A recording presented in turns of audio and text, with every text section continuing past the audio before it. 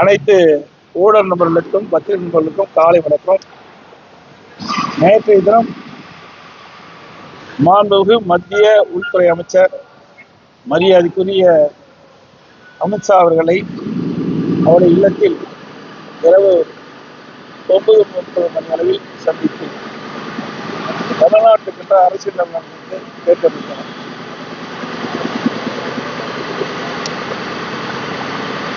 தமிழகத்தை பொறுத்த வரைக்கும் திராவிட முன்னேற்ற கழக அரசு அகற்றப்பட வேண்டும் என்ற அடிப்படையில் அனைத்து அண்ணா திராவிட முன்னேற்ற கழகம், தேசிய ஜனநாயக கட்சி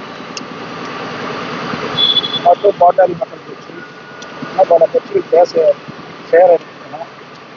ஒரு வலுவான கூட்டணி அமைக்கப்படும். எங்களுடைய கூட்டணி வெற்றி கூட்டணியாக அமையும். வரவேண்ட சட்டமன்ற தேர்தலில் திராவிட முன்னேற்ற கழகத்தை வீழ்த்தி என்னுடைய கூட்டணி அதிக இடங்களில் வெற்றி பெற்று ஆட்சி அமைக்க முடியும் நேரத்தில் தெரிவித்துள்ளது. அதோடு திரு ஸ்டாலின் அவர்கள் அண்மையில உறுதியளிக்கப்பட்ட ஓய்வு திட்டம் என்ற ஒரு அறிவிப்பை அறிவிச்சுகிறார். இது அரசு ஊழியர்களை ஏமாற்றக்கூடிய ஒரு நாடகமாகத்தான் பார்க்கப்படுகிறது. ஏற்கனவே பழைய ஓய்வு திட்டத்தில் அரசுடைய பங்களிப்பு இல்லை. அவர்கள் பழைய ஓய்வு திட்டத்தை நடைமுறைப்படுத்த வேண்டும் என்று கோரிக்கை வைத்தார்கள். 2021 சட்டமன்ற பொதுத் தேர்தலின் போது திராவிட முன்னேற்ற கழக தேர்தல் அறிக்கையில திராவிட முன்னேற்ற கழகம் ஆட்சிக்கு வந்தால் பழைய ஓய்வு திட்டத்தை நிறைவேற்றப்படும் என்று அறிவிப்பை வெளியிட்டார். அதைத்தான் அவர் வலியுறுத்தி போராட்டம் நடத்தி இருக்கிறார்கள். அவர்கள் போராட்டத்தை கையில எடுத்தவுடன் திராவிட முன்னேற்ற கழக அரசு ஒரு நாடகத்தை இப்பொழுது அரங்கேற்றிருக்கிறது. புதிதாக உறுதியளிக்கப்பட்ட ஓய்வு திட்டம் என்ற ஒரு அறிவிப்பை வெளியிட்டு அரசு ஊழியர்களை இன்றைக்கு தினம் ஏமாற்றி இன்றைக்கு ஒருங்கிணைந்த பென்ஷன் திட்டம், மத்திய அரசு அறிவிக்கப்பட்ட திட்டம் UPS, அது வடிவத்தில் தான் இப்பொழுது திராவிட முன்னேற்ற கழக அரசு அறிவிக்கப்பட்ட உறுதியளிக்கப்பட்ட ஓய்வு திட்டம். எந்த வேறுபாடுமே இல்லை. அதுல பேரை மட்டும்தான் மாத்தி வச்சிருக்கிறாங்க. மத்திய அரசு அறிவிக்கப்பட்ட பென்ஷன் திட்டம் பிரைஸ் இண்டெக்ஸ் இருக்குது, விலைவாசி புள்ளி. இவர்கள் அறிவிக்கப்பட்டது தற்போது புதிய அகவலைப்படி. அது ரெண்டு தான் பேர் மாற்றம். ரெண்டாவது, பழைய ஓய்வு திட்டத்துல 10 ஆண்டுக்கு ஒரு முறை பே கமிஷன் படி ஊதிய குழு பரிந்துரை 10 ஆண்டுக்கு ஒரு முறை ஊதியம் உயர்த்தி வழங்கப்படும் அரசு. அதன் அடிப்படையில் பென்ஷன் மாற்றி அமைக்கப்படும். ஆனால் இப்பொழுது அறிவிக்கப்பட்ட அந்த அறிவிப்பில் அது இடம்பெறல. பழைய ஓய்வு திட்டத்தில் அது இடம்பெற்றது. அது அரசுக்கு பாதிப்பு ஏற்படுத்துகிறது. ஆக திராவிட முன்னேற்ற கழக அரசு அறிவிக்கப்பட்டது அரசு ஊழியர்களை ஏமாற்ற ஒரு நாடகமாக தான் பார்க்கப்பட்டது. அதோடு இன்றைய தினம் உங்கள் கனவை சொல்லுங்கள் என்று அறிவிப்பை வெளியிட்டு ஒரு நாடகத்தை அரங்கேற்றுகின்றார் மக்களை ஏமாற்றுகின்றார். அரசு பணத்தில் 50,000 தன்னார்வலர்களை வீடு வீடாக அனுப்பி மக்களின் கனவை சொல்லுங்கள் என்ற ஒரு அறிவிப்பு வெளியிட்டார். இது பெண் அமைப்பின் மூலமாக ஆட்களை தேர்வு செய்து இதை நடைமுறைப்படுத்துவதாக பரவலான பேச்சு. இன்னும் ஒரு மாசம் தான் இருக்கு தேர்தல் அறிவிப்பு. இப்ப எப்படி போய் மக்களுடைய கனவை சொல்லுங்கள் என்று சொல்லி எப்படி நிறைவேற்ற முடியும்? மாநிலவர் முதலமைச்சராக பொறுப்பேற்றது இன்று வரை பெயர் வைப்பதிலே வல்லவர்.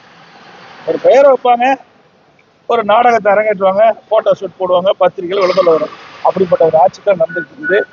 அதோட நேற்று தினம் வரும்போது நான் தொலைக்காட்சியில் பார்த்தேன், தமிழ்நாட்டின் வளர்ச்சி பயணத்தில் ஒருவரையும் பின்தங்க விட மாட்டேன்னு சொல்றாரு. ஏற்கனவே தமிழ்நாட்டில் இந்த ஆட்சி அமைந்த உடனே பெண்ணுக்கு தள்ளப்பட்டு விட்டது. சுமார் இந்த ஆட்சி முடிக்கின்ற பொழுது 5.5 லட்சம் கோடி கடல்ல விட்டுருப்பாங்க. 73 ஆண்டு காலம் ஆட்சியிலே பல கட்சிகள் பிடித்த போது 2020 வரை 5,18,000 கோடி தமிழ்நாட்டுடைய கடன் இருந்தது. இப்ப திராவிட முன்னேற்ற கழகம் ஆட்சி அமைந்த பிறகு 5 ஆண்டு நிறைவேற்ற போது சுமார் 5.5 லட்சம் கோடி கடன் இருக்குது. இது இந்த அரசாங்கத்தை இந்த மக்களுக்கு பின்னடைவு தானே ஏற்படும். இந்த ஆட்சி ஏற்பட்ட பிறகு போதை நடமாட்டம் அதிகரித்து விட்டது. எங்க பார்த்தாலும் கொள்ளை, திருட்டு, பாலியல் கொடுமை, போக்சோஸ் வழக்கு அதிகமாக பதிவு செய்து சிறுமிகளுக்கு பாதுகாப்பு இல்லை, பெண்களுக்கு பாதுகாப்பு இல்லை. இன்றைக்கு தமிழ்நாடு பின்னோக்கி கொண்டிருக்கிறது இந்த ஆட்சியிலே. சார், நேற்றுக்கு உள்துறை அமைச்சரை சந்திக்கும் போது அந்த கூட்டணி நிலவரங்கள் பத்தி பேசப்பட்டதா? கூட்டணி நிலவரம் எல்லாம் பேசல, அதான் சொல்லியிருக்கோம். தமிழ்நாட்டில் நிலவரம் தான் அரசியல் சொல்லி கொடுத்து கேட்டார். ஏன்னா அண்மையில் அங்க வந்து இப்ப புதுக்கோட்டைக்கு வந்து அந்த யாத்திரா நிறைவு விழாக்காக வந்தாங்க. அப்போ நாங்கள் போக முடியல.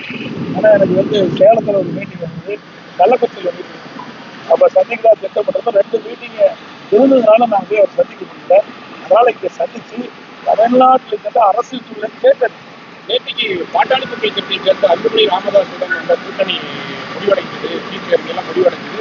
சீட்டு எவ்வளவு அப்படின்றத பின்னாடி சொல்றேன்னு சொன்னீங்க. வேறையும் கட்சிகள் வந்து இந்த கூட்டணியில வரும் அப்படின்னு நேற்றுக்கு நீங்க பேசுறாங்க.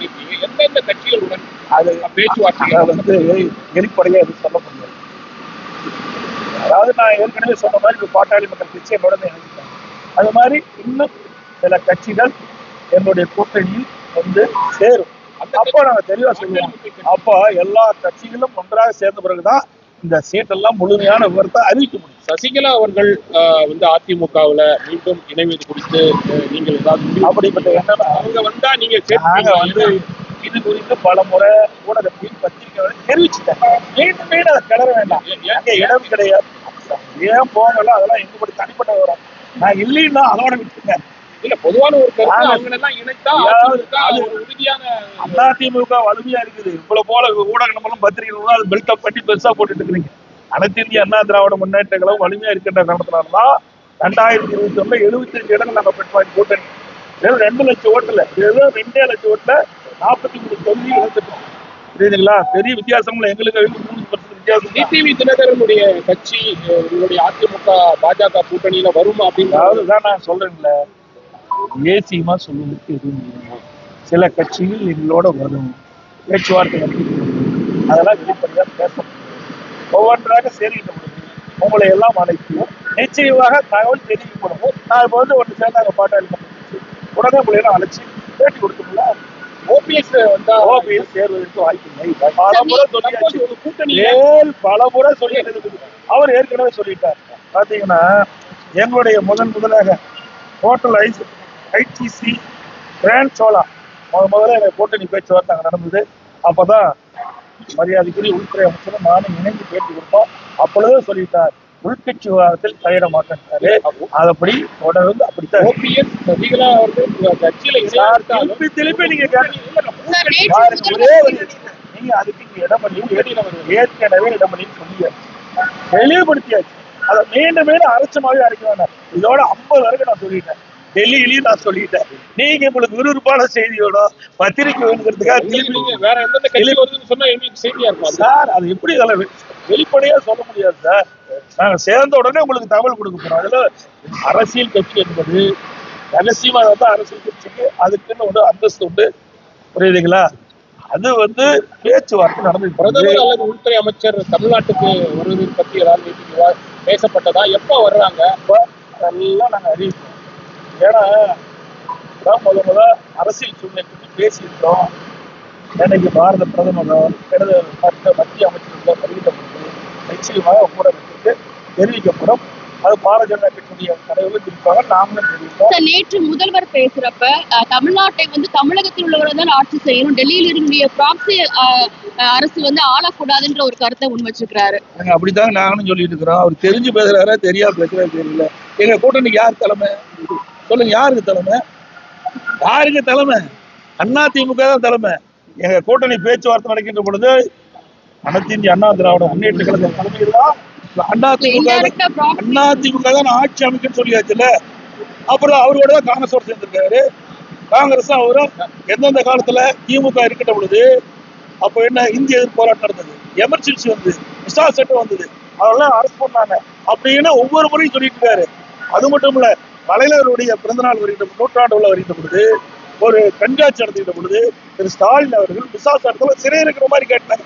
அப்படிப்பட்ட கட்சியை தான் போய் கூட்டணி அமைச்சிருக்கிறாங்க. கூட்டணி என்பது அவ்வப்போது எல்லா கட்சியும் அமைச்சிட்டு இருக்குது. இந்த கட்சி அந்த கட்சியில இல்ல. ஏன் இது 1999 நாடாளுமன்றத்துல திராவிட முன்னேற்ற பாரதிய ஜனதா கூட்டணி வச்சுக்க இல்லையா? அப்பெல்லாம் நேரடிதான் ஆனாங்களா? அமைச்சரவையிலே வீட்டில் இருந்தாங்க. கிட்டத்தட்ட 8 ஆண்டு காலம்